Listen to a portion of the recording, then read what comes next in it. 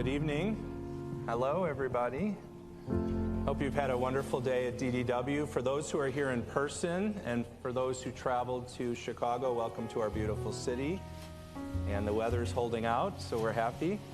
For those who are logged in from the Medscape Live Connect platform, welcome to this program. And we are excited to discuss inflammatory bowel disease tonight in a program called Clinical Decisions in the Management of IBD. For those who are watching from home, if you want to see the agenda, you can do so. For those who are here, you can scan the QR code on the front of the sheet that's by your chairs. And we're very happy to take questions from home, which I'll see on an iPad, and of course questions from here through your device. We encourage your interaction. This is supposed to be an interactive program tonight, especially after a long day of sitting in programs listening to other people. And I'm really delighted incredible faculty joining us. So here's a QR code for those in the room if you want to scan it in so you can actively participate when my faculty members quiz you. We would appreciate it.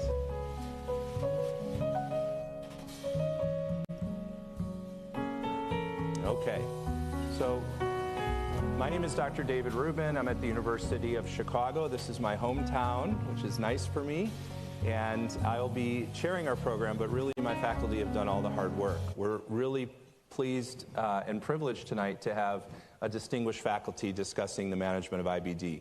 First, to my immediate left is Dr. Edward Loftus, who is the Maxine and Jack Zero Family Professor of Gastroenterology and IBD at the Division of Gastro and Hepatology at the Mayo Clinic College of Medicine and Sciences. He's also the co-director of their Advanced IBD Fellowship at Mayo in Rochester. Hi, Ed. Good evening. Thanks for having me. So happy to have you. And immediately next to him is Angelina Collins, who is our extraordinary advanced practice provider, who is the IBD nurse practitioner at UC San Diego Health in San Diego, California. Thanks for being here. Thank you for inviting me. I hope the cold Chicago weather isn't scaring you too much. Not too much. Okay, and next to her is our dear friend, Dr. Maya Kael, Associate Professor of the Susan and Leonard Feinstein IBD Center at the Dr. Henry D. Janowitz Division of Gastroenterology at the Icahn School of Medicine at Mount Sinai in New York City.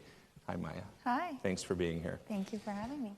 So we're going to go through a couple cases. This is to get you engaged and thinking about what you do in your clinical practice, and we're excited to hear your opinions about this and, of course, to challenge you a little bit so that you can stay up to date and provide your patients with the best care. And with that, I'm going to actually hand it off to Dr. Kael, who's going to start us with the first case today. It's like hot potato with this clicker. Yes. All right. So our first case is on moderate to severe ulcerative colitis, and we'll get right in. So this is Artie. He's a 38-year-old man. He has a history of extensive ulcerative colitis that was diagnosed 4 years ago. He's busy. He travels frequently for his work. He's a consultant, and he does not smoke. And he's coming in now with increased stool frequency, more than 4 bowel movements a day, urgency, hematochezia for the last 6 to 9 months. He also has active fatigue, nocturnal symptoms, so he's waking up overnight to have bowel movements, and he's feeling depressed. His current management is vedolizumab every 8 weeks, and his prior treatments include mesalamine, oral and rectal, and prednisone 20 milligrams. On his workup, he is mildly anemic with a hemoglobin of 11, mildly hypoalbuminemic with an albumin of 3.5, and he has elevated biomarkers with a C-reactive protein of 9.5 and a stool calprotectin of 1,000. His stool studies are negative for infection, and a flexible sigmoidoscopy is done, and he has very severe endoscopic disease scored as a Mayo endo score of 3. And reassuringly, his tuberculosis testing is negative. So as many of us are doing now in our routine clinic, we do an intestinal ultrasound. And the most important measures on intestinal ultrasound are bowel wall thickness and hyperemia. In this photo here, we can see that the sigmoid colon bowel wall is thickened at 0.5 centimeters or 5 millimeters. Normal is less than 3 millimeters, and so this is a quite thickened bowel wall. So let's start with a question to get everybody engaged. Which statement best reflects the relationship between symptoms and disease activity in ulcerative colitis? 1, absence of symptoms reliably indicate endoscopic remission. 2, symptoms correlate poorly with endoscopic disease activity. 3, biomarkers are unnecessary if symptoms are well controlled. And 4, endoscopy should only be performed if symptoms worsen. So you guys ate, so the answer should be right. Now you have full bellies.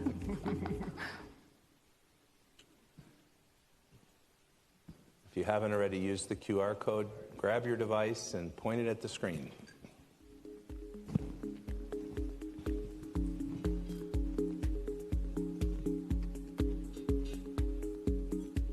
Okay, let's see what they said.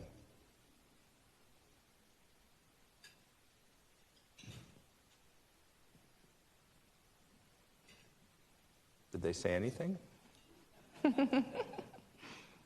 Dave, scan it. Try clicking to the next. Yeah, go for it. Oh. It's a mystery. All right, show of All right, hands. here we go. There we go. So it seems like the majority, 65%, picked the correct answer. Symptoms correlate poorly with endoscopic disease activity. And that is a great segue into the next part of our talk about how we have to really objectively assess. I don't think. They're going to go back to the main slides now. Yes. Oh, all right, we do. Forward. We're going to go back one. Here we go. This is the next slide. Okay. So the segue here was that it's important to assess disease activity objectively because symptoms do correlate poorly with objective disease markers. And in this case, and in all cases in general, it's important to assess disease activity and disease severity. And part of our elements of assessing disease severity include not only how the patient is doing in front of you, taking things into account like stool frequency, rectal bleeding, findings on endoscopy, but also how their history has been or their disease trajectory has been thus far. So objective disease activity assessment, as we just mentioned, includes endoscopic disease activity and incorporating that with their symptoms such as stool frequency, bleeding, urgency, and then an overall global assessment.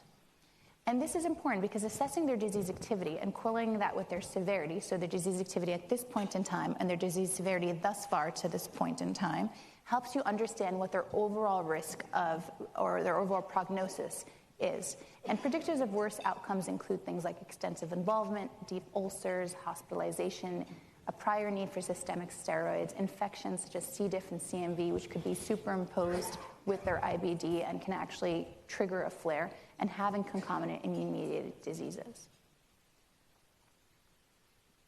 So let's shift now to our next question. Which approach best reflects a treat-to-target strategy for modifying therapy in a patient with UC? Number 1, maintain current therapy if symptoms have improved, regardless of biomarker or endoscopic findings. 2, escalate therapy only if there is worsening rectal bleeding or stool frequency. 3, modify therapy based on a combination of patient-reported symptoms and objective evidence of inflammation. Or 4, base treatment modification primarily on CRP normalization.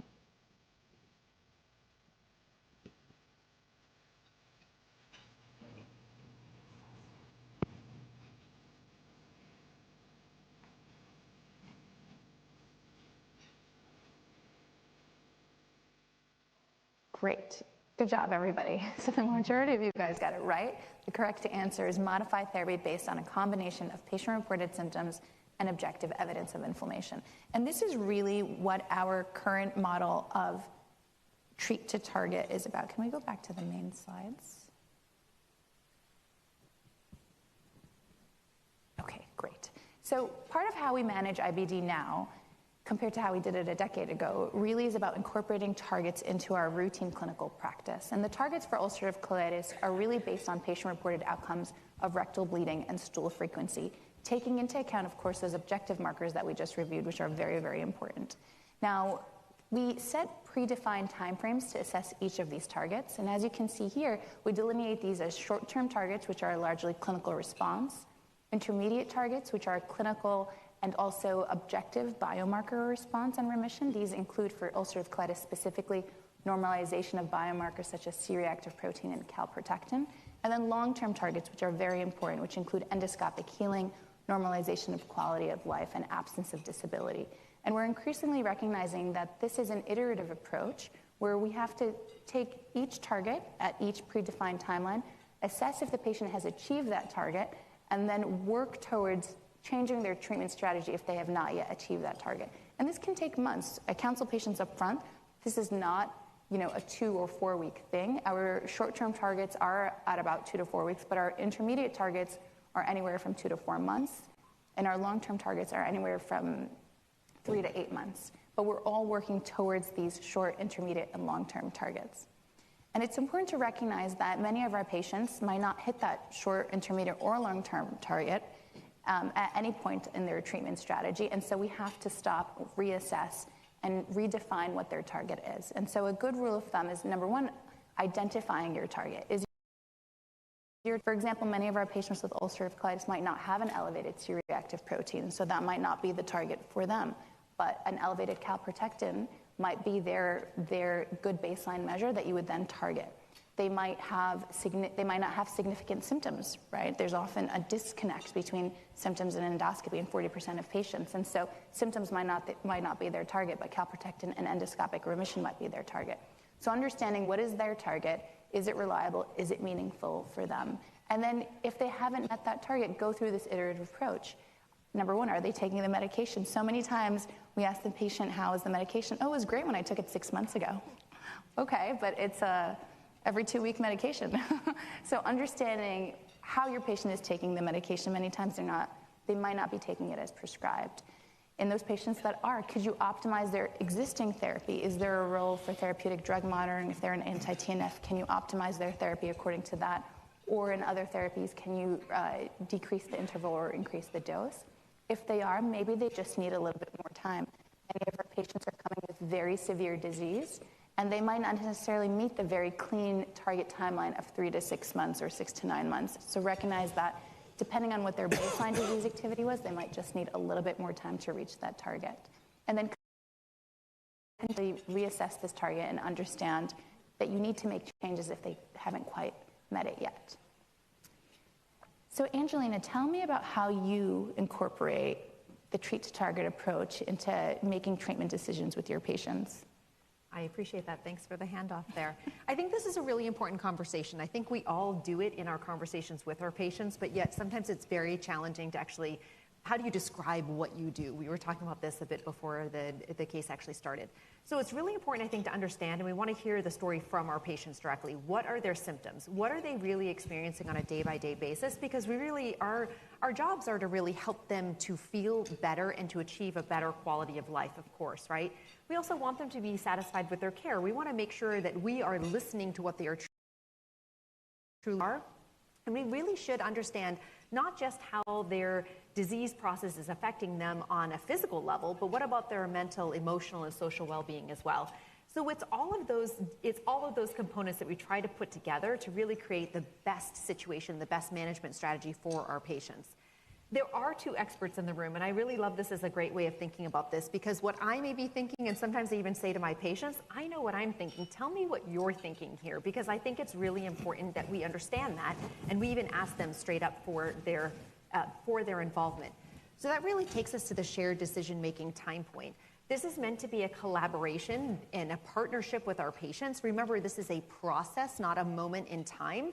So it's, again, something that we're trying to create in a longitudinal relationship for our patients. So this is meant to encourage the patient engagement, because we know that patients who are engaged end up having increased autonomy. It helps increase their adherence to any particular management strategy they're going to be using, and improves their satisfaction, but it also improves and really creates a better patient-clinician relationship, and that's going to improve trust. And by you creating this trusting relationship, again, long-term, when difficult conversations come up, you have that foundational trust that you can have a better quality conversation with them, even when it comes to the difficult conversations. Overall, this is meant to really reduce healthcare costs as well in an indirect way, right? Or a direct and indirect way, I should say. And how do we do this? Well, obviously, discussion is a big point of it, but we can use visual aids. I'll show you some of this in these slides, and then as we get to the end, I actually think that the STRIDE 2 recommendations are a really helpful guideline, because it really lays all this out for our patients as well. So again, the whole idea is to engage our patients. One of the big things is actually the 3rd bullet point. Information is readily available and at everyone's fingertips these days, right? Patients come in telling us that they have read something, they have seen something, their friend's husband, sister's brother's dog is taking this for their ulcerative colitis. Like, how is this going to work for me? And I think it's just something for us to really think about. And we need this opportunity to talk through all of that. So if there's a chance to actually correct misinformation, it's a wonderful opportunity to do so. And again, to engage and to really understand what our patients are thinking and what is going to help to make a shared decision about their management strategy. Because it is, again, a process, not one single point in time. And we want to make sure that ultimately we are helping them to achieve their goals and to bring them in and bring in their personal preferences. What often happens, I think, for many of us is we have this wonderful conversation in clinic. And how many times have you walked out of the room and you thought, this is a great conversation? They leave, they send a MyChart message in a couple of days, and they say, I talked to my sister about this, I talked to my family member, I talked to my whomever about this, and now everything has changed a little bit. So it is wonderful to actually, if we could know up front what is happening, that would really help and strengthen our conversations, I think. Because again, it's a long-term conversation. So Angelina, could I make a couple brief comments? Please, of course. Of course, in the United States, we also have the lovely direct-to-consumer marketing. And so sometimes patients go home and the drug or therapy you just recommended is the commercial they see, followed by the safety of even rare events that end up being amplified in those messages. And so it's important to anticipate that actually in your conversation because you know what's going to happen when they go home.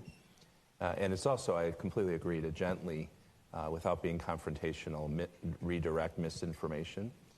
I will say, though, that cats and dogs do get ulcerative colitis. Yeah, I know. I did say that, but it's true. You have to tell us how you know that. Well, my dad is a veterinarian. That is true. We've had many conversations about this. He does colectomies. It's a fun fact. Sorry, we'll move on. No, but it is. I know. I was like making light of it, and then. But this is all about really what is going to help our patients, and having these conversations should hopefully be a start in the right direction. Keeping in mind what the health literacy levels are with our patients or with the person that we're talking with, what are the knowledge gaps? Are there cultural differences that we really need to be mindful of? These are very important things, especially even when we're talking about even something on the lines of dietary therapy or using that as an adjunct therapy. There's a lot of ways that we can incorporate these into a more robust, really a more meaningful conversation for our patients as well. And I think to come back to something that Dr. Rubin said, your patients are getting a lot of their info on chatbots now, right? AI. And you almost have to preempt and tell them, I know you're going to look this up on ChatGPT. I know you're going to look it up on Claude. I know you're going to look it up on Google LLM. This is what you're going to see. There's a difference between these auto responses that you're getting from these AI bots and the conversation that we're having in person. So it's almost preempting that part of the pseudo homework they're going to do when they go home so that they don't follow up with 10 different MyChart messages about what Claude tells them to say. I think that's a great point, and also making sure they're hitting on some of those safety concerns, especially because the words I use for my patients is, I want you to hear this from me. I want to be able to explain it directly instead of you looking at this later and not understanding this or thinking that I didn't explain something that might actually happen. So I'd rather you hear this from me directly. I've heard another wonderful clinician who would say, if you read something that's important to you online, please send me a note. Let's talk about what you're reading so that we can discuss it together. I think that's another really great and simple way of doing it. So some of the simple questions that I think you can ask is, what is their disease holding them back from doing or from engaging in or from being able to be active? Is there a particular concern they have about a medication side effect or risk or disease complication risk that they are really hoping to avoid? What are those fears? Because if you know them again up front, these are the conversations to have and to discuss about. And a question to all of us, how are we engaging and empowering our patients in which to do that? There are barriers, though. There are no questions. There are probably many, and you may even think of more barriers to this treat-to-target approach. Because it's not just about the clinical management, thinking about all the various treatment options that we could help to achieve remission for a particular patient. How does a patient actually define clinical remission? I think this is an interesting conversation, and sometimes we use these words for our patients. What we may be thinking may be different from how our patient would like to, would explain remission for them. How does the care team look? Because a lot of the care that happens is after the visit ends. And so you have your nursing team, you may have biologic coordinator, you may have pharmacists, you probably have a very large multidisciplinary care team that is helping along the way. And all of those different engagement pieces are going to be very important to their total care. So how are they accessing treatment, their clinical assessment, objective evaluations? These are all very important things. And when we put it together and we think about the shared decision-making model, it's a matter of sharing information between what the healthcare provider is thinking about. On the left-hand side, I think this is thinking in terms of treat to target. What are the risks of disease complications, disease severity risks that we may think about a lot? How do we explain these to our patients, the high structural damage, inflammatory burden, the impact on quality of life? But bringing it into the patient's own values and preferences and thinking about them, if they especially are risk adverse, how are we going to make this happen? Thinking in terms of managing any prior infections, malignancies, just to name a few, and bringing it together in a meaningful way for everyone. And so, doing all of that, that's our goal, but doing all of that, let's come back to Artie. Yeah, let's bring it back to Artie. So as we mentioned, Artie is coming in with a history of extensive ulcerative colitis for 4 years, and these are his labs, as we talked about before: mild anemia, mild hypoalbuminemia, elevated biomarkers, and he's actively being managed with vedolizumab every 8 weeks, and his prior therapies are mesalamine, oral and rectal, and prednisone. So which factors should most strongly influence our choice of advanced therapy for Artie at this time? Differences.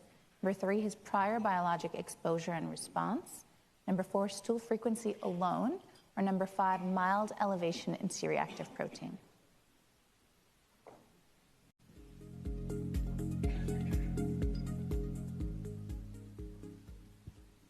What do you think?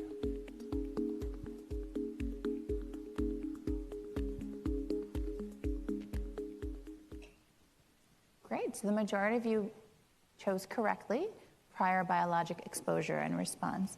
Panel, do you agree or disagree? No, I think, well, it's not just that. I think, getting into patient preferences, you'd have to talk that too.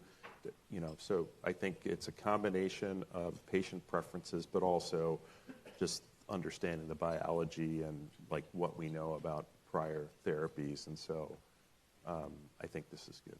Yeah, I agree with Ed.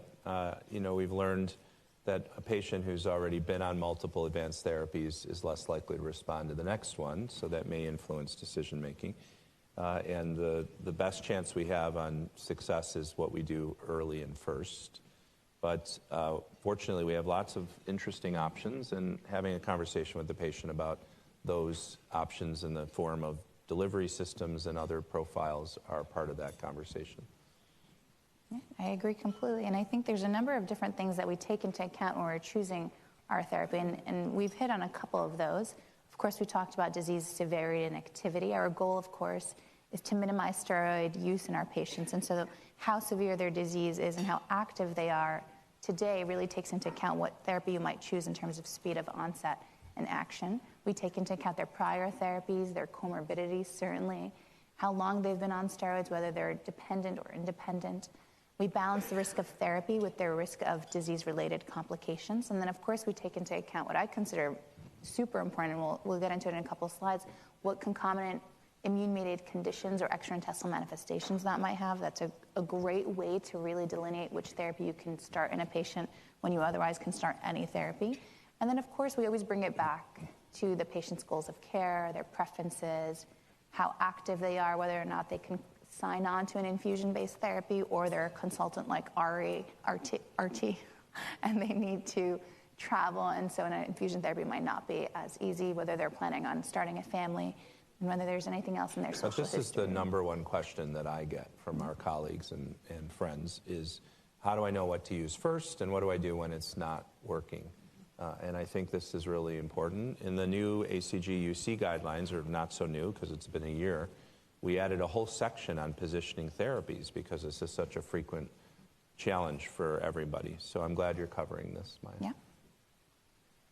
And so here are current FDA-approved biologic therapies for moderate to severe ulcerative colitis. Like we have we're rich and we have all of these different therapies. And when I say rich, I mean just in the sense that we have many therapies available. But as you can see, patients very rapidly can go through many of these therapies, especially if they've been exposed to one mechanism of action. You might not necessarily re-expose them to another therapy within that class, within that mechanism of action class. But currently we have TNF inhibitors, integrin inhibitor with vedolizumab, IL-12/23 inhibitor with ustekinumab, and then the 3 IL-23 inhibitors that we have available now, guselkumab, mirikizumab, and risankizumab. We also have small molecules, S1P modulators, etrasimod, ozanimod, and JAK inhibitors such as tofacitinib and upadacitinib. And we'll get into the some of our safety data now. Overall, I think the most important point when you're discussing safety with your patients is that all medications have risks associated with them. But in our patients with IBD specifically, we balance those risks with the risks of the disease being untreated. And that is specifically that the disease will progress, that they would need steroids, that they might need surgery, but that they also might develop colon cancer. And this is important to bring into perspective because many of our patients, understandably, are afraid of taking a leap and starting a therapy. No matter how many times they've seen it on TV, and no matter how much that jingle is stuck in their head, they still might be afraid of making that jump to a therapy. And so it's important about putting it in perspective and aligning it with their concerns and helping them understand that there's a very real risk of disease progression. Overall, our medications are safe. We are fortunate that we have therapies that are efficacious and safe. There are certain safety signals with certain classes. With TNF inhibitors, we know that there is an infectious signal there. There is also a very real paradoxical immune issue. We know that many of our patients, some of our patients on TNFs can develop drug-induced psoriasis, drug-induced lupus, and so it's something that we take into account. Our integrin inhibitors and interleukin inhibitors are quite safe, and so there's not really too much to worry about there. Our S1P modulators are also safe. We have a very small proportion of patients where the therapy is contraindicated if they've had type 2 heart block, but this therapy is appropriate for all other patients. And with JAK inhibitors, we caution about the risk of shingles, but we vaccinate our patients and we can drive that risk down. This is where we really can start to apply more of that precision approach in our management of IBD. We don't have many signals that have come through in terms of applying precision medicine in IBD. This is a very easy clinical approach. If your patient has ulcerative colitis or Crohn's disease and they have concomitant immune-mediated conditions or extraintestinal manifestations, this can help us decide what therapy to use, such that, for example, in our patients with psoriasis, we can employ anti-interleukin therapies and know that we would be targeting both their psoriasis and their inflammatory bowel disease. In our patients with rheumatoid arthritis, for example, we can use TNFs, JAK inhibitors, or the anti-interleukin therapies and know that we can hit both conditions with one therapy. And this is the same for other conditions as well. 30 to 40% of patients may have one of these, yet we often don't find out about it or we don't know. So tell us how you ask a patient about these things when you're taking a history and talking to them. Yeah. So I actually think it's one of the most important things that I ask patients because with all of these therapies, it really helps me narrow down what choice I'm going to provide to them or offer them. So as part of the HPI, the history of present illness, as we're going through the story and understanding their narrative, if they don't volunteer that they've had joint issues or skin issues, it's always part of the conversation. I specifically ask, have you had joint problems? If they say, yeah, my joints are always swollen, tell me more. Which joints specifically? Do they get red, hot, tender? Have you seen a doctor for your joint issues? I then also segue to skin issues. Have you had skin issues? Tell me more. Is it just eczema or is it psoriasis? Is it on the elbows? Is it on the ears? Is it on the scalp? If they tell me no to both questions, then I ask them about their family. Have your parents had psoriasis? Do you have siblings? Do you have children? Uncles, aunts, we get into a whole family history. We draw out the whole family tree. And that does influence your decisions? It does. Is there evidence to tell us about family history and choice of therapy and its efficacy in those patients? I don't know that there's evidence about the efficacy of the therapy unless you know and you're going to I wasn't prompting you okay. because I know something. I think it's a very interesting question. Yes. I do the same, but I'm really curious as to whether we might learn something from that. I think my rationale with that is that we know that these immune-mediated conditions share a genetic overlay. And if there's a family history of a threat of an immune-mediated condition like psoriasis or rheumatoid arthritis, then it would give me a little bit more confidence in selecting a therapy that would concomitantly manage that condition if that were to later arise in a patient. And so that's how I consider the family history when making Angelina, do you have any other pearls for this audience about how you do this? Go ahead. No, please. No, you go. Okay. I think definitely I ask the same thing. I do run through, much like Maya, I do something very similar in asking, just being straightforward and asking the questions, because I think the worst questions are the ones we don't ask the patients, or making the assumption that it's only going to be about the gut. So I do something similar when it comes to joint pain, asking about, are you having joint pain, but also I call out back pain as well. And I think just making sure that we are being part of that, that we are asking those conversations and those questions is typically my approach to it. Instead of waiting for the patient to volunteer or that I have to see it to believe it, I ask them. We were talking right beforehand, and a good time to do a lot of this is like when you're actually doing the physical exam on the patient, because then you can kind of walk right through it and ask all these questions. So the first time I see them, you try to get a handle on all those things, like during you're doing like a mini review of systems during the physical exam. Yeah, so I think that's a really nice pearl for the audience to take away tonight is make sure you're screening people for extraintestinal or coexisting comorbid immune conditions. And then one step beyond, of course, is family history that might give you some clues, at least to nudge you in one direction for a therapy or another. I think one point here I would make about the joints is if it's or axial, then really you're constrained to anti-TNF and JAK inhibitors, whereas if it's peripheral, you've got a few more options. There's emerging evidence that the IL-23 pathway can be effective in those patients. Yeah, that's a very good point, Ed. Thank you. Orally, as we're starting to study all of those strategies. Okay. Of course, we touched on this a little bit. Other considerations when you're choosing your therapy is the patient's prior exposure to biologics or small molecules. And this is important because we're previously and increasingly recognizing that there is a significant delta in terms of efficacy for a patient who is bio-naive and bio-exposed. And in many of these situations, you see that the delta is as high as 20%. So recognizing what therapy your patient's been on not only impacts what therapy you're going to choose, but also helps you strategize. So we'll see that in our patients, for example, with lower to moderate severe ulcerative colitis, you can choose any of the therapies. And here we define the risk previously diagnosed greater than 40 years of age, to having limited anatomic involvement, superficial disease rather than deep ulcerations, normal albumin, and normal C-reactive protein. What's nice is if you take into account that your first shot, your first drug is really your best drug in terms of likelihood of response, and recognizing that some of our therapies do still work well as second line, you can then strategize for their disease trajectory over time, recognizing that this is not an acute illness, this is a chronic illness, and you need to be planning not only for today, but for the next 10 years of their disease.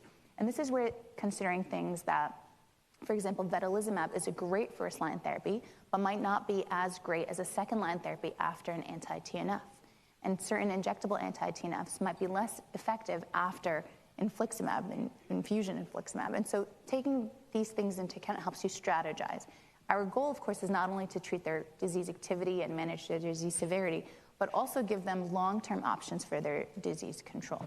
So in your patient with lower risk or who's at lower risk for progression, but with moderate to severe ulcerative colitis, you can really choose any of the therapies. In our patients that have more moderate to severe ulcerative colitis, but are high risk, this is defined as extensive involvement, deep ulcerations, a low albumin, elevated C-reactive protein, having a prior exposure to TNF, hospitalization, or prior C. diff. We know that anti-TNFs plus an immune modulator really is one of our best therapeutic options for these patients, and focusing on infusions rather than injections, at least in the initial couple of months where you're managing the patients and getting that deeper control. We know that JAK inhibitors are excellent options for patients who've had prior TNF exposures. But that's not to say that you can't use other mechanisms of actions, particularly if they have some of those extraintestinal manifestations like psoriasis or the ankylosing spondylitis that we were talking about. It's important, though, in these patients that are high risk for disease progression to really monitor them in a proactive strategy, especially with TNFs and incorporating that proactive therapeutic drug monitoring if they're at high risk for antibodies. recognize that the first 6 months are the most strategic 6 months that you have in terms of optimizing their therapy. If you can capture them during this period of time, you can maintain them durably on the therapy. Some patients might need extended induction, and you can consider using anti-interleukin therapies or JAK inhibitors for patients with prior TNF exposure. These are probably the two best options that you have in these patients that have been on a prior TNF. There's a couple pearls here that I want to just break down a little further. So you mentioned the term extended induction. Who needs that, and how do you do it? Yeah. So that's a great question. I don't know that I have a exact science for every patient who will need extended induction, especially with JAK inhibitors. Recall that JAK inhibitors work fast, right? We know that our patients many of them will respond within 48 to 72 hours, at least with a reduction in bleeding and some reduction in stool frequency. If I'm not seeing such a robust response in those first couple of days or those first couple of weeks, those are patients that I would typically say, okay, let's commit to extended induction, recognizing that they might need just a little bit more time to have a response. The patients who've been on a TNF before and they've had quite severe disease activity, they're on steroids, they might have just been admitted with acute severe ulcerative colitis, and you managed to salvage them with IV steroids and now have them on a JAK inhibitor. Those patients, I typically do extended induction as well. For those in the room who are not in the United States, they don't face the anti-TNF hurdle before going to tofacitinib or upadacitinib, and they also have filgotinib. And in the U.S. now, there's an updated label for UPA that allows us to consider it without going through a TNF. So have you used it that way, and in whom would you consider it? I think it's a great option, especially in our patients where we're trying to minimize their steroid dependency and their steroid use. Because again, we have that benefit that it works very early. So if there's a patient who is preferring an oral therapy, and we want something that will work very fast, and infusions are just not amenable to their current quality of life, then that's a great option.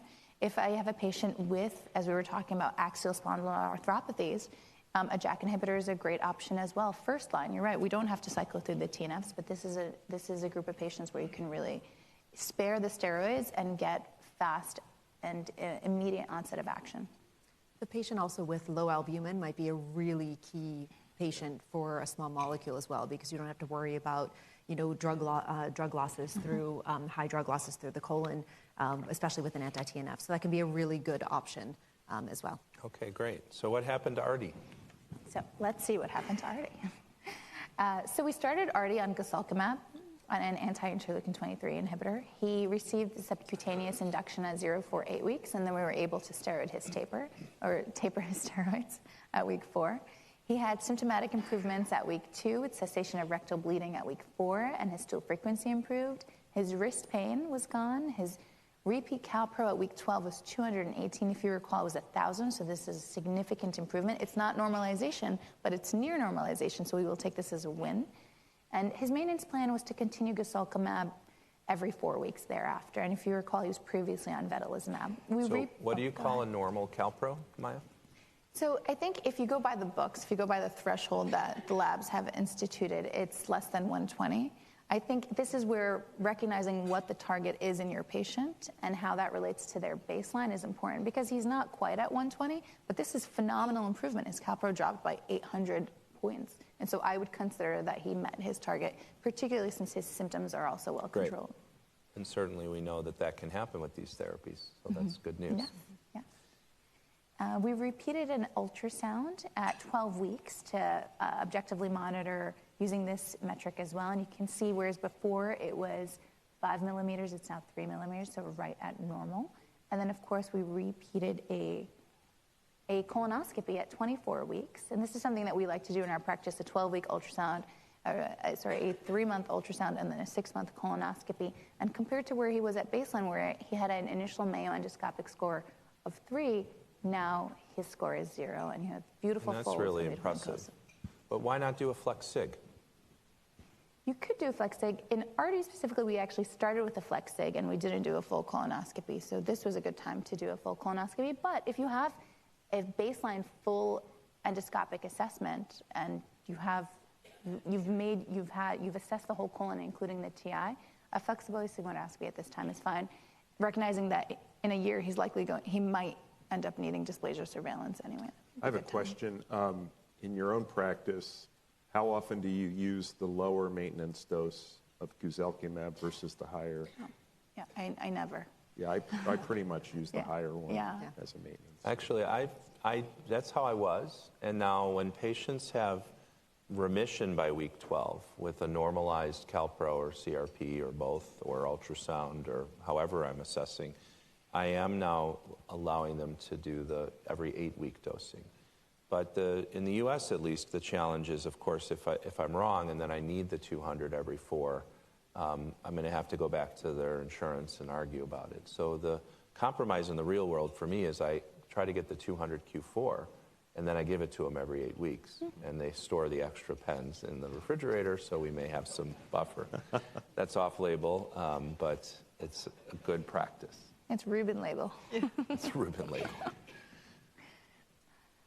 And here are, of course, the current dosing strategies for our IL-23s. We know with guselkumab we have the option of both IV and subcutaneous induction and then subcutaneous maintenance. With mirikizumab and risankizumab, we have IV induction and then subcutaneous maintenance. And then ustekinumab, of course, it's one IV induction dose followed by subcutaneous every 8 weeks. So panel, I'm going to open it up to you. What other options may have been considered for Artie? What would be different if he'd previously been exposed to an S1P or a TNF? Okay, so who wants to start us off? I'm happy to start. I think in the situation, if you've previously been exposed with an S1P receptor modulator, I think you have a lot of options there. The only one I probably would think not of doing instead, if he hadn't been, instead of Veto, it was an S1P first, I probably wouldn't use Veto as a second line, but I think it opens it up completely to any other mechanism of action at that point, in my opinion. And part of that is going to be, what is he willing, what is he willing to take? What is going to make the most sense for him, and how will that look? Yeah, I think the question accepts the fact that, as you said, in patients who are in the low to moderate risk, there's lots of options. Yeah. And the treat to target strategy allows us to think through moving beyond one if we start with a different one. Ed, what do you think? Would you have started with a different drug here? No, I mean, typically, I historically have used a lot of vedolizumab first line, but I think if you had started an anti-TNF, that again opens a lot of options, but with his arthralgias, you might be thinking about a JAK inhibitor, so that was the first thing that came to mind when I saw the question. Even with Veto, sub-Q maintenance, they need IV induction. So the option of Gus here, guselkumab, is the sub-Q induction and maintenance seemed reasonable to me. I really love the large intestinal healing that we've seen with this therapy, so I wasn't surprised by that.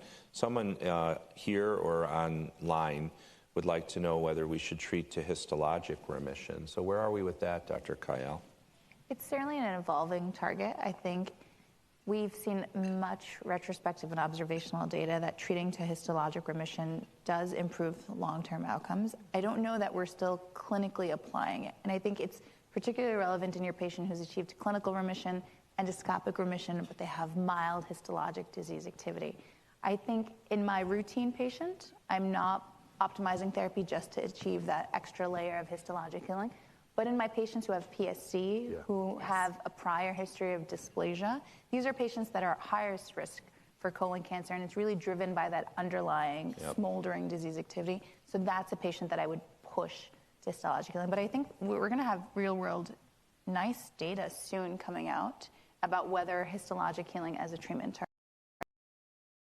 I think that's right. And out of fairness, the evidence is growing, but we're not quite there yet. So I stratify colonoscopy follow-up based on histologic activity if all else is equal.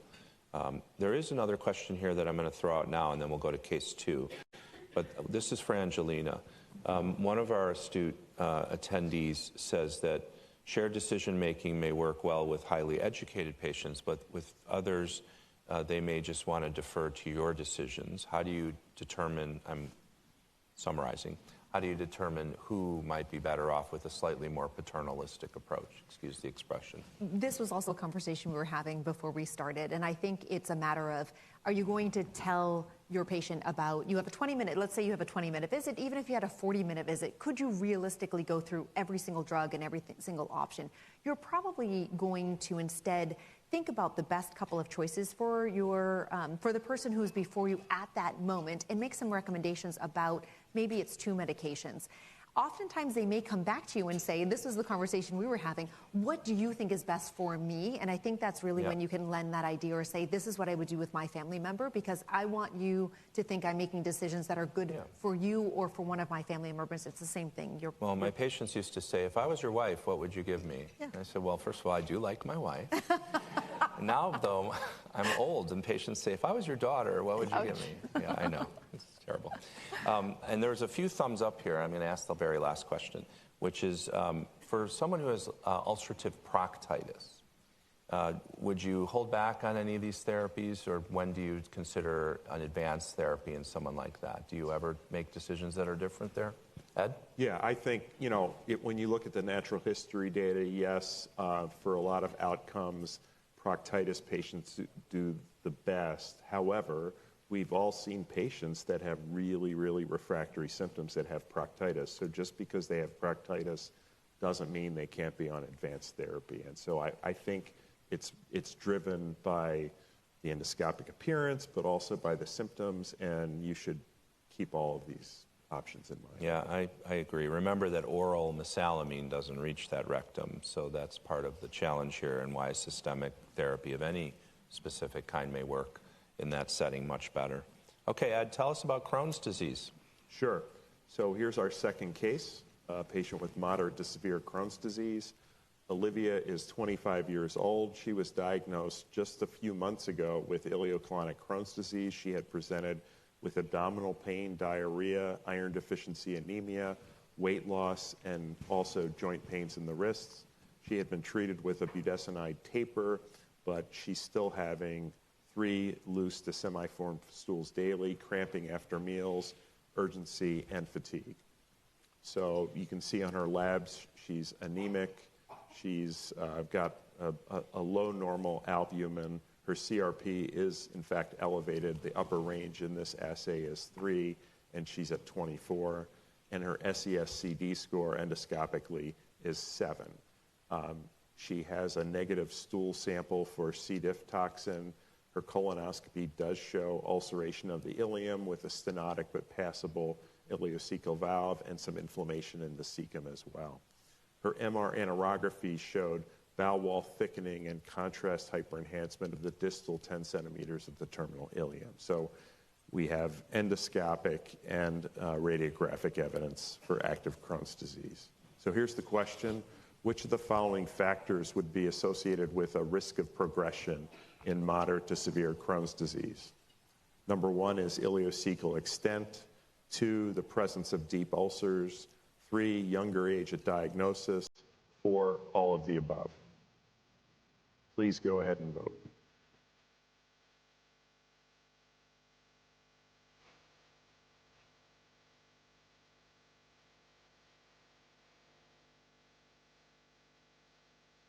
This is where you can do your Richard Dawson imitation. Our survey says. Okay, all the above. All right, so mostly everybody got this right. That's because the guy over here yelled out the answer. Did he? Yeah. I didn't hear him. I didn't. Okay. All right, good. Very good. All right, let's go back to our presentation. So there are a number of different ways you can classify Crohn's disease. This is one suggested way clinically, the Harvey-Bradshaw Index, which has been around for 50 years. And this is based on a number of factors, including your general sense of well-being, the degree of abdominal pain you're having, the number of liquid stools daily, presence or absence of an abdominal mass, and other complications. And you can see that if your score is under 5, you're in remission. If it's 5 to 7, you have mild disease. Moderate disease is 8 to 16, and severe is greater than 16. Of course, for clinical trials, we use a very similar index, but not quite the same, called the Crohn's Disease Activity Index. The SCD score is something that you should be able to do in your practice. Most endoscopy reporting software contains this, and so everybody who's scoping IBD patients, in my opinion, should be using this score. And it's based on 5 segments of the exam, so ileum, right colon, transverse, left colon, rectum, and then you're scoring it on 4 parameters, which are the size of the ulcers, the percentage of the surface area affected with ulcers, the overall percentage of the surface area affected, and then whether or not there's a stenosis and how tight it is. And so this score goes from 0 to 56. And really, somebody with inactive disease is going to have a score of 2 or less. Mild disease is 3 to 6, moderate 7 to 15, and anything greater than 16 is considered severe.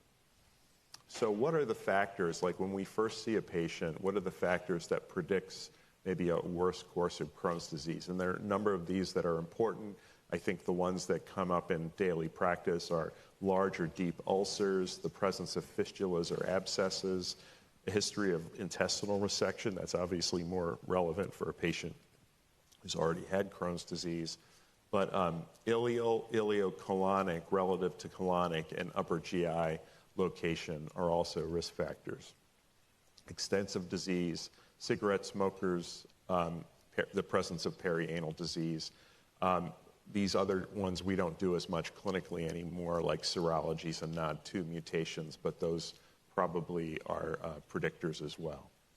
The IOIBD had a consensus conference and came up with this idea that not just looking at the activity of Crohn's disease, but the severity, and trying to incorporate which factors were important to predict a severe course, or I guess define a severe patient. And that included structural damage, inflammation, fistula, prior resection, presence of strictures, but also the overall inflammatory burden, and importantly, the impact on the patient's quality of life, whether they have a stoma or they're having frequent loose stools, they're not improving to medications, it's affecting their activities of daily living. Perianal symptoms, you don't have to have a lot of disease, highly innervated area that can cause a lot of symptoms, which can be really distressing. Anemia causes fatigue, abdominal pain, and steroid use. So, for this patient, what would you treat as a first treatment for her? Number 1, a TNF inhibitor. Number 2, an anti-integrin. Number 3, an IL-23 inhibitor. Number 4, an IL-12/23 inhibitor. 5, a JAK inhibitor. Or 6, surgery. Please go ahead and vote.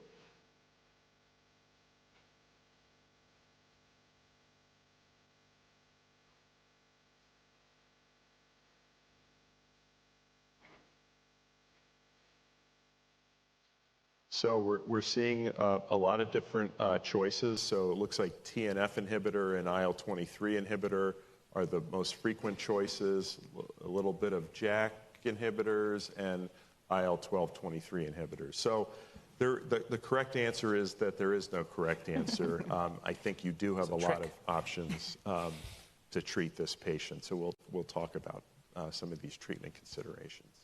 Could I ask our other panelists, do you have a preferred treatment you might use for Olivia? I think it's tricky with ileal disease. So much of the emerging evidence suggests that some of our therapies might not work as well in patients with ileal disease. So what would you do? So I would start a TNF inhibitor likely in this patient. Angelina? I think the most important medication is the one the patient is going to take, right? So that's always the key point. I would probably select an IL-23 here or an anti-TNF. Those would be my 2 choices, but I'd probably lean to IL-23. Okay. That's my answer. And Ed, have you sent anyone like this to surgery as their first option? And I know there are studies out there suggesting that that's a viable option, but in this patient, she has a slightly stenotic valve, but the scope could pass, so to me, and she had no evidence of proximal dilation. For purely inflammatory Crohn's, I still feel in my own practice, a little uncomfortable with sending them to surgery, but that technically it's an option. And you know, that might buy the patient some time. I do think you have to commit to some type of a monitoring program for that patient. Like maybe you do a colonoscopy yearly or every other year just to look for evidence of recurrence. Yeah, I mean, of course, these are all very appropriate considerations. And I think that I probably would use a medical therapy here. And my first line drug has been an IL-23 in Crohn's for a while now. I will give you an example of a patient I did send to surgery as their first treatment. It was a 28-year-old man who was autistic, couldn't explain his symptoms, probably had Crohn's for much longer than was realized. And it was going to be hard to know what we were doing with all these different treatments. And frankly, parents were nervous about some therapies. So we actually sent him for surgery first. And he was remarkably well, recovered uneventfully. And now he's on an IL-23 for prevention post-operatively. But that's an example. But he wasn't obstructed. It was just that we had no way of trying to gauge what was going on. It was going to be really hard for us. That's interesting you mentioned that. I've had a few patients like that with severe developmental delay, and you just, they can't verbalize, so it's more like the caregivers just sense changes in behavior, and that's like, so they often present very atypically. Yeah, I think that we should study that some more. Yeah. Okay, so let's go on. Okay, so how do you make these decisions about which therapy to pick? And this is similar to what Maya was telling us. So we have, you know, the patient's goals of care and preferences. You also have to get their preferences about, like, would they rather be on a pill or an injection? We can work around that. I think, again, extraintestinal manifestations or associated immune conditions are really, really important. Trying to have the patient understand the balance between the risk of the therapy versus the risk of disease-related complications, so that whenever you have that risk-benefit discussion, don't just talk about the risk. Remember to remind them about the benefit as well. You know, if they're steroid dependent, comorbidities, some of these are relevant: malignancy or cardiovascular disease or congestive heart failure, diabetes, infection risk, prior treatment failures, and disease severity and activity. You know, we have a panoply now of therapies. I still remember the days. I remember giving grand rounds at our place in like 2008, and you were just basically talking about 2 therapies, and oh yeah, we'll have these other 2 coming up, and we thought, wow, we have so many therapies. And then we had that desert period. There was like a 6-year gap. And you can see for Crohn's, we had another 6-year gap between ustekinumab and risankizumab. I mean, again, right now we feel like we're in this, you know, period of abundance. But it, you know, if it takes a few more years to get an effective therapy, we're going to have patients who have blown through everything. So, I mean, it's great. So, like, we have an abundance, but we still have to shepherd our resources wisely, I think. So here we have the anti-interleukin therapies, which most have been approved recently, and we'll be talking about some of them. So again, we have all these resources. You can see that many of these are given either IV or sub-Q, and some of them are IV first and then sub-Q. Now, with some of them, we have more options, right? With infliximab, you can do both IV or sub-Q maintenance. Same thing with vedolizumab. You can see that with the IL-23s, we have the sub-Q option for guselkumab for induction, which, you know, for logistic reasons is very, very favorable. We have, for the other 2 anti-IL-23s, we have IV to sub-Q. Maybe in the future we'll have more options there. And then we have the JAK inhibitor, upadacitinib, which is an oral therapy. I think treatment selection here, again, one of the biggest messages is getting the patient on effective therapy early. There's this golden window of opportunity the first year or 2 after they're diagnosed, before the complications have set in. That's a great time to get them on effective therapy, where you're really going to change the trajectory of their natural history. And I just urge you that, you know, basically 80 to 90% of patients with Crohn's disease should be on an advanced therapy. they meet the criteria for that. I know we always think, oh, this patient might have mild Crohn's. Well, natural history tells us that might be 20% of patients at most. It's probably more like 10%. And again, active IBD is an adverse event. And so we have to drill that home with our patients. You know, they will get worried about the risk, but, well, there's risk of not being on therapy. We try to define the goals of treatment and the expectations. We'll talk about that in a second, and provide a time frame. And this is where you're going to adjust that education a little bit depending on the mechanism of action. If you're using, say a JAK inhibitor, you're going to tell them to expect a more rapid time frame for improvement as opposed to some of the other therapies. Again, this is probably one of the most important trials that have come out in the last few years. This was done out of the United Kingdom. Patients had only been diagnosed with Crohn's disease within the past couple of weeks. I think the median interval between diagnosis and entering the study was it was like 8 days. It was like ridiculously short. But the patients were randomized to either a step-up approach or a top-down approach. And top-down meant basically an anti-TNF and an immunomodulator. And the endpoint was a novel endpoint. It was both steroid-free and surgery-free remission at the end of the year. And the overall results there on the left show a huge difference, right? 79% versus 15%. And that delta is 64%, which is like the biggest delta we've ever seen in a clinical trial. They were studying this transcriptomic profile that they thought was predictive of more severe disease. That didn't matter. Probably just the benefit of being on effective therapy outweighed any potential difference in the biomarker.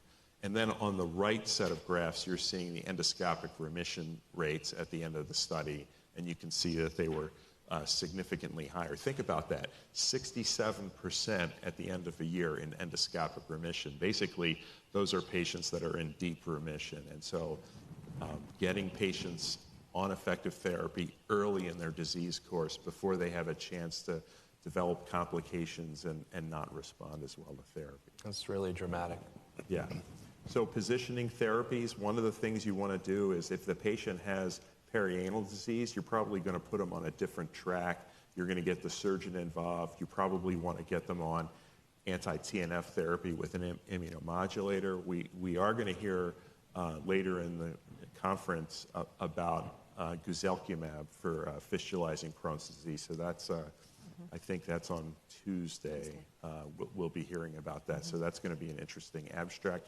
If they don't have perianal disease, which is most of our patients when we first see them, we have a variety of options. You can see, again, ideally with anti-TNF therapy, because of the antibody problem, they tend to work a lot better with a concomitant immunomodulator. You have the IL-12/23 ustekinumab. You have 3 IL-23s. You've got anti-integrins, vedolizumab, and natalizumab. We don't really use natalizumab anymore because of the whole PML thing, but I still have a patient that's on it. We check her JC virus antibodies every 6 months, and it's done really well for her. She's been on it for 20 years now. Yeah, me too. So it's a Might be the legitimate same option. patient. Yeah. And then, of course, we have the JAK inhibitor, upadacitinib. How about UPA for perianal disease? So that's a good point. So we have data. It's like sort of an exploratory analysis from the phase 3 trial where at every study visit, you were supposed to do a perianal exam and just record whether or not the patient had a fistulas and whether or not they were draining. And so it's not to the level of MRI data, but it's clinical data, and there did appear to be an effect. So I think upadacitinib is a reasonable option for fistulizing Crohn's. I still think the gold standard remains infliximab and maybe to a lesser extent adalimumab. And with that surgical approach. Right, combined with surgery. So AJA guidelines, I know this is a busy slide. We're going to focus on the fact that one of the important pieces here in the AJA guidelines is use advanced therapies up front. Don't step through steroids and immunomodulators. Just get the patient on effective therapy. A lot of these drugs are recommended over no treatment. Some of them are suggested over no treatment, and this was based largely on the result of a network meta-analysis. The two that were suggested rather than recommended were certolizumab pegol and vedolizumab. There's also a statement in there that if there's a biosimilar available for that drug, it's okay to use the biosimilar. Here we're going to focus on the advanced therapy exposed patients because remember our case had been exposed to, actually no, they were naive. So anyway, you have two options here. You've got your advanced therapy naive patients. You've got a number of agents that are considered higher efficacy, including anti-TNF therapies, vedolizumab, ustekinumab, risankizumab, mirikizumab, and guselkumab. Recall that we recently saw that paper looking at vedolizumab for early Crohn's disease, the LOVE-CD trial, and so that's actually a legitimate use, I think, of vedolizumab. Now, for patients that are previously exposed to advanced therapies, the list changes a little bit. You've got adalimumab, risankizumab, guselkumab, upadacitinib. The intermediate efficacy medications include ustekinumab and mirikizumab, and then the lower efficacy are certolizumab pegol and vedolizumab. The ACG guidelines are a little bit less algorithmic or ranking medications, but you can see that the anti-TNF agents, all three of them, are reasonable for induction and maintenance of remission. Ideally, IV infliximab with immunomodulators as compared to either one alone is going to be more effective to patients who are naive to both of those classes of medications, and that's a strong recommendation. And sub-Q infliximab is a reasonable option for maintenance of remission if the patient's responded to IV infliximab. So all of these drugs listed here have a strong recommendation. The level of evidence is moderate for most of them. It's low for corticosteroids, but you can see we have all of these agents that would be reasonable to use. The ACG recommended for perianal fistulizing disease, the anti-TNF agents, vedolizumab. We have some data.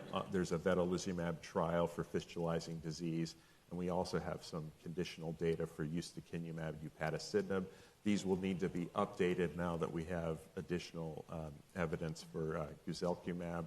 And then you can improve clinical response by using antibiotics along with your infliximab or adalimumab. So I just want to make the point that both the ACG and the AGA guidelines specifically say we don't have to go through conventional therapies Absolutely. to get to these drugs now. Yeah. So and ECHO says that as well. Right. So if you have an insurance company that's denying, you can try to push back in an appeal letter, and you can cite these guidelines. You can say multiple society guidelines recommend. Just quote Loftus. It'll always get you approval. So back to our case, Olivia. So in her case, risankizumab was started. The IV induction, 600 milligrams at week 0, 4, and 8. She wasn't given steroids. She had improvement in abdominal pain and cramping. Her repeat CRP at week 4 was normal, and then at week 26, or 6 months out, she had a repeat MRE, and she had resolution of the bowel wall thickening and the contrast hyperenhancement in the terminal ileum. She was also placed on risankizumab 360 milligrams sub-Q every 8 weeks as maintenance. So we have some options here. What other options could we have considered in this patient? And maybe I'll open it up to the panel. Well, why RIZA?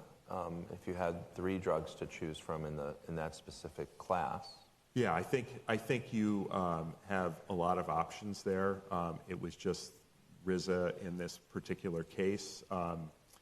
If she had lived far away, probably not RIZA, because logistically it would have been easier to prescribe a subcutaneous option. But I think you have a number of options here. Okay. So panel, if the patient had been previously on Veto or ustekinumab, would you choose a different strategy here? Would it change your approach? I don't think so. Not for vedolizumab. If that had been first line, I think the IL-23 class, I probably would have used Gus and probably would have gone with sub-Q induction. I think that's still a very viable option, and I don't think you don't have concerns of that they're not going to be effective. In fact, I think it works very well after Veto. Yeah, we've seen with the P19 inhibitor therapies that prior ustekinumab exposure doesn't limit the response. It seems as good as if they hadn't been on it. So that doesn't change my feeling about it. What if she had had surgery 6 years ago, came to you now having been off therapy with recurrence, or maybe was on something that didn't work? Would that change your approach here? How would you do this differently? Would you choose a different therapy in that setting? I think if she hadn't been on anything in the interim, it depends on how active the disease was right now. But if it was as it was presented, if she was bio-naive, you could start with an IL-23. We have the vedolizumab data for post-op, which is good, so you can consider vedolizumab in this patient. Even 6 years out with recurrence? 6 years out, yeah, I think it, if it's still mild to moderate recurrence, if it's certainly, she's strictured down and there's a proximal dilatation, you might even consider that she needs a repeat surgery. Yeah. But I think Vedo and IL-23, using a TNF, these are all valid options. So Dr. Loftus presented MRE follow-up for this patient, which is certainly very reasonable and widely available. Intestinal ultrasound, is that an option in this setting? Yeah, it's a great option for post-op monitoring, especially those patients that are low risk for progression, where you want a proactive monitoring strategy. IUS at 3 months and then at 6 months is a great way. His patient is. The surgery was a separate example. His patient's not had surgery even. But the ileum is, right, the ileum is pretty accessible. It's very accessible with IUS. Easy to see, right? Yeah, just as we incorporated it in the first case, we would incorporate it in this case at induction and then 12 weeks and 24 weeks with a concomitant colonoscopy. Before we go on to Angelina, and maybe one other question to the audience, there are a few questions here about what if the bowel looks great and the patient's still having joint pain? Do you leave them on the IL-23 and add something, or would you then wholesale switch to a different treatment? Yeah, that's a great question. That might be somebody who I might try to leave them on the IL-23. I might try, maybe with the help of a rheumatologist, if I can get them in to see a rheumatologist, because that's a really hard consult to get these days. But is that somebody you add methotrexate or sulfasalazine? But you might even consider just adding a second advanced therapy to treat that patient. That's a tough one. You'd have to case by case. Yeah, that's where we first started using low-dose JAK inhibitor on top of an IL-23 with some nice results. But obviously that's so what, like 15 case series? Yeah. So I was using UPA in that setting with ustekinumab initially, and then Riza in the early days, and now even higher doses as needed. But very nice results. And I know Sinai had a poster today looking at all those patients, right? Yeah, we use it pretty frequently in the patients who need it. I know, I taught you. Yeah, you do. No, just kidding. Okay, thank you. I think the one point, though, to make about joint pain is really understanding, is it an inflammatory joint pain or is it not? And I think this can be really tricky for us as in the GI space to understand the rheumatology space here. So understanding, is this something where are they waking up in the morning, it takes 30 minutes or 60 minutes before their joints relax a little bit? Does it take that long before the stiffness quiets down? Are they having a red hot swollen joint? Is it following with any, I guess in this patient, the disease activity was quiet, but if the joint pain is following with disease activity, then you can probably suggest it's inflammatory, right? It gets trickier when you have your patient who's completely in remission and then they've got the joint pain. Yeah, there's literally 3 or 4 questions from different audience members about the patient whose bowel looks great and who has non-inflammatory, at least not a swollen joint, but just joint pain. Yeah, and that's right.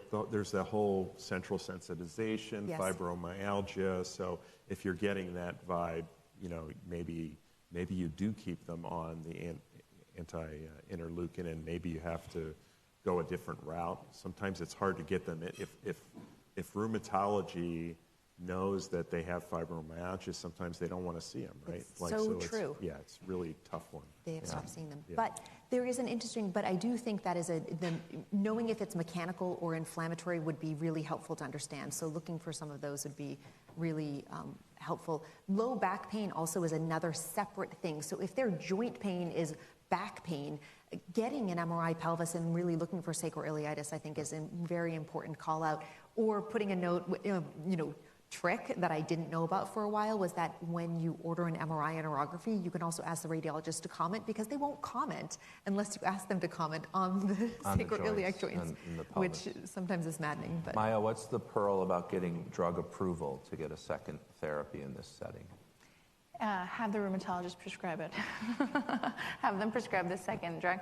Or, if you can be strategic, have one drug be intravenous and the other drug be subcutaneous, so that you can go through medical versus pharmacy benefits for each drug. But also different indications, right? I mean, you could prescribe a drug that's typically prescribed by a rheumatologist if you use a rheumatologic indication or a dermatologic indication. Many of our patients, we prescribe both biologics or a biologic and a small molecule, because the other indications are dosed lower than what we would dose them. And so many times we take ownership of that. And we use either different indications, or we strategize so that we push them through different benefits. Yeah, I would refer everyone to their really nice poster and series that they shared today. It was excellent work. All right, well, let's take it home. What do we got left? Okay, so here's a question for the audience. For this patient with ileocolonic Crohn's disease, which of the following is the best way to monitor treatment response going forward? Number 1, intestinal ultrasound alone. Number 2, colonoscopy alone. Number 3, colonoscopy alternating with small bowel imaging. Number 4, fecal calprotectin. Please go ahead, vote.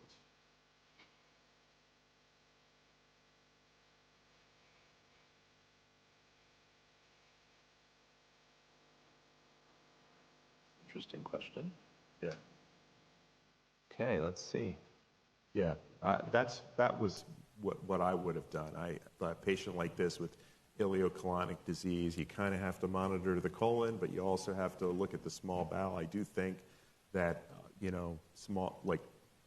there's only so much of the TI you can see with the colonoscopy, so you probably have to get some kind of small bowel imaging to really do it justice. So, great, that was wonderful, Ed. Okay, Angelina, teach us a little bit more about patient-centered care.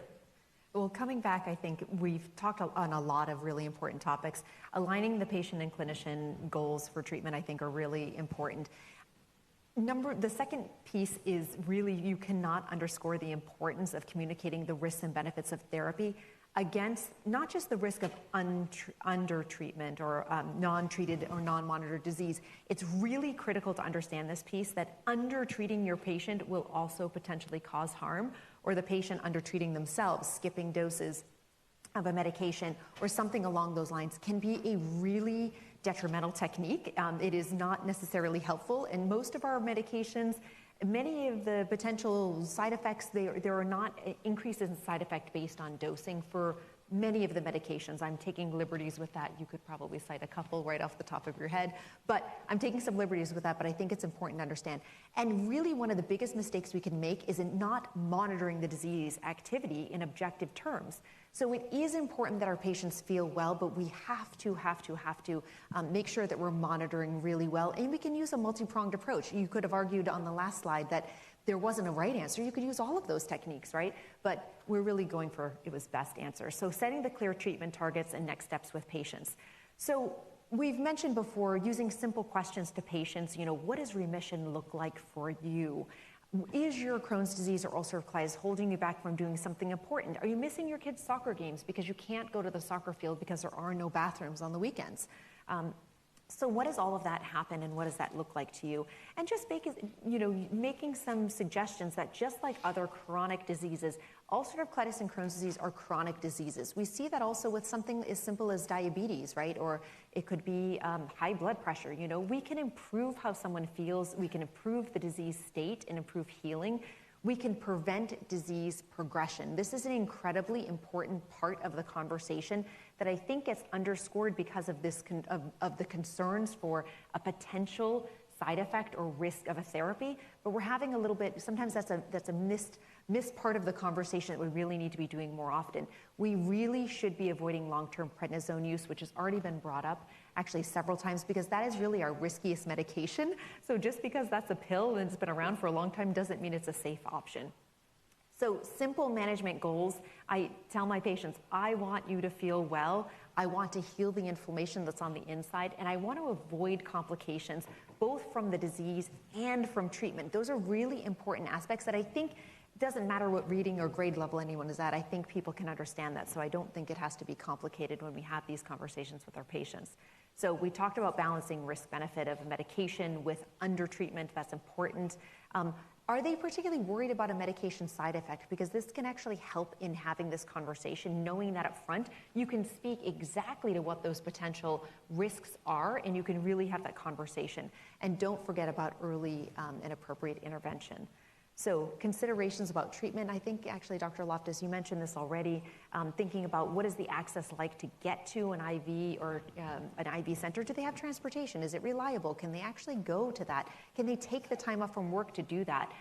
What other work or lifestyle factors, like Artie, he's traveling as well.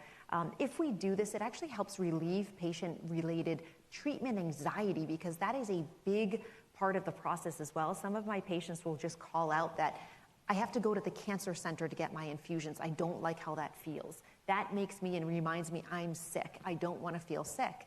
So it's really interesting when you find out those little nuances from our patients. And thinking, going back to the question that was asked before, would you do a Flexig or a colonoscopy?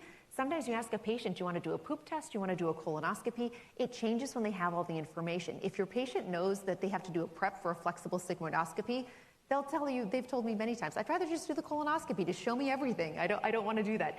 So if they have all the information to make a decision, they certainly will.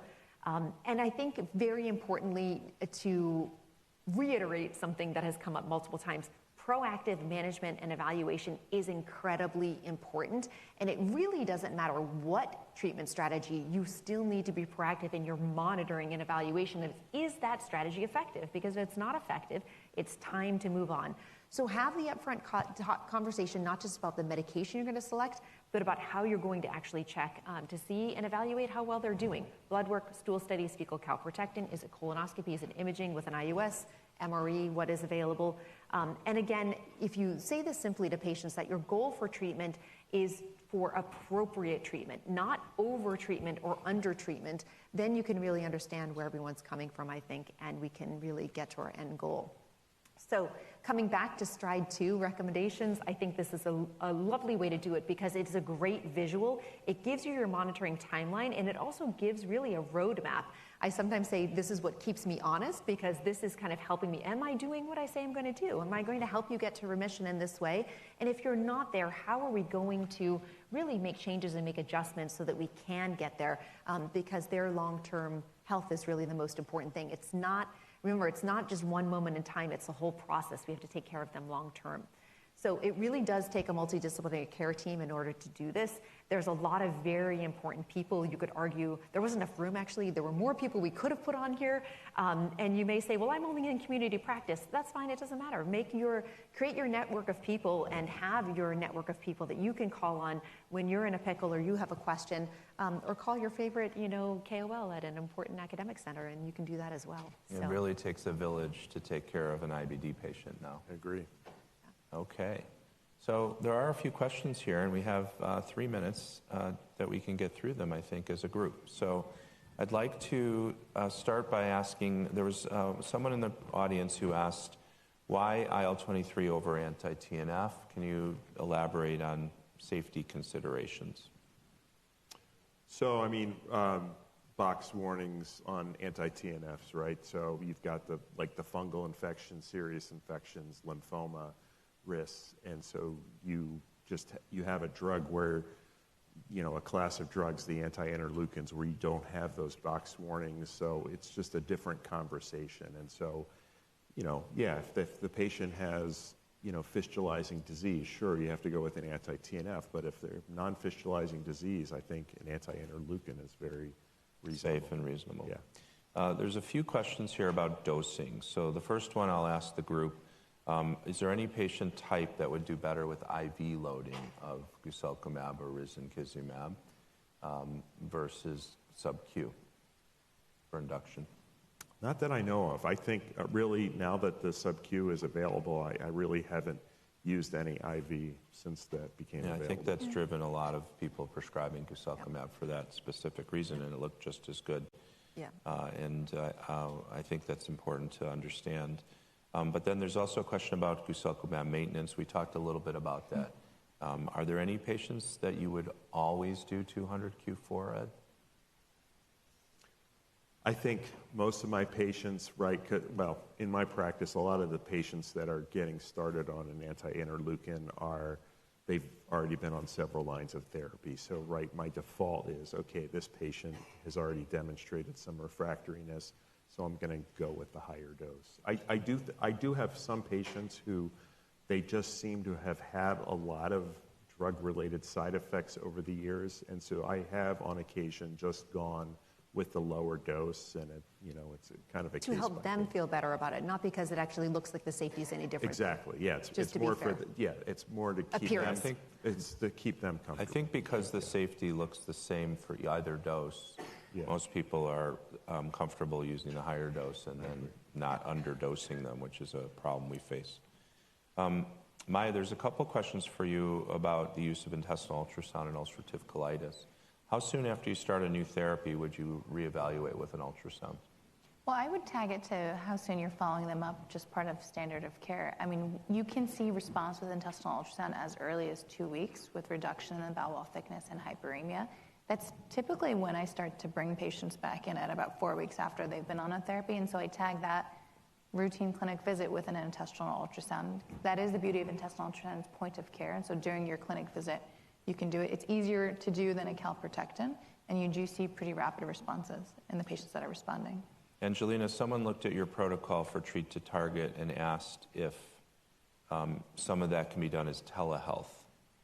Absolutely. I mean, I think without question, I think telehealth makes healthcare actually more accessible in many ways. So if you have a system set up in which you can do that, if it's operationalized in your clinical practice, I do telemedicine. I actually love it.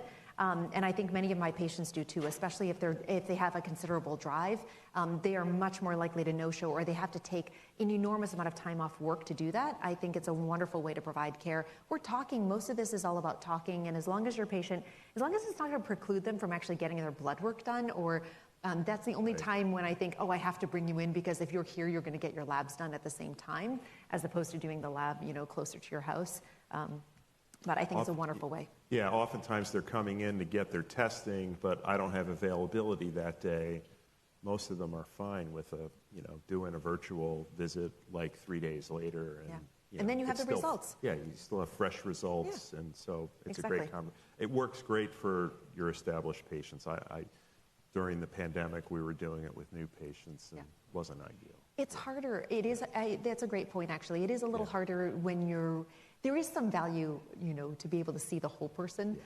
Every once in a while, you're really thrown off when you see just like part of the person for a while. And during the pandemic, that happened. You only saw part of them, and then you saw the rest of them, and you thought, this is a mismatch. You're taller than I thought. But I do want to emphasize that you have to be intentional about this. You need to schedule that follow-up when you're getting them started and make sure it's on the calendar. I'll ask the whole panel, is there a role for switching between IL-23 agents? If somebody has a partial response with one, would you consider staying in class and giving them a different one?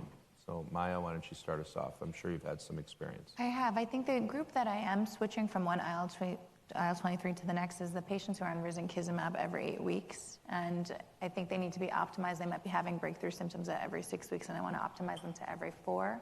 But it's difficult to get that approval. Those patients, it's easier to sometimes, especially with the patient access programs, to get them on guselkumab every 4 from the start. So that is really the group of patients. We don't have head-to-head data that suggests one IL-23 is more efficacious than the other. So it's in situations like that where I can't get the optimized dosing I want with risankizumab that I'm making. And you've had success doing that? Yes. Okay. Ed, if you have somebody who has an adverse event with one IL-23, like a drug rash, would you consider switching to another IL-23 in class? My gut answer is probably not initially, but I might revisit that. I think there's a lot we don't know yet, right? We just don't have the information about whether these adverse events are like a class effect or specific to drugs. Remember, it took us a few years to figure that out with the anti-TNFs, and I think it's going to take some time to figure it out. I think that's a really good point. I have made a switch within class when somebody had a drug-related rash, but I happen to agree that maybe we don't know enough about the immunology of what's happening there. But it did work. The other thing we got confused by is I had a few women who were on upadacitinib, and we were transitioning them to an IL-23 in anticipation of pregnancy. And they got a rash. And then we realized later that this was a rebound from coming off the upadacitinib, not a rash to their IL-23. And it was biopsied, and it was more of an eczematous reaction. People with atopic dermatitis who are on JAKs, when they stop them, they can get worsening of their atopic dermatitis. So we got confused there. Maybe that's a little tangential, but you have to think through it. Okay, well, we've covered most of the questions here from this wonderful audience. We'll conclude by just saying that tonight we discussed both Crohn's disease and ulcerative colitis with our expert panel, and we covered a lot of major messages, but perhaps some of the main takeaways for you are, of course, treat early, use effective therapies without going through conventional agents in patients who have high-risk features or are more actively inflamed, and I hope that you picked up on all the wonderful pearls from my colleagues as I have today. I've learned from all of you, so thank you very much. Great job, everybody. And yes, thank you. For those who would like to get credit, please use the QR code, but for those who don't want credit but are still able, we would love to hear some feedback from you so we can improve future programs. Thank you to all the Medscape folks who worked very hard on this, and of course, to our sponsor this evening. Take care. Enjoy the rest of the meeting. Enjoy Chicago. Thanks.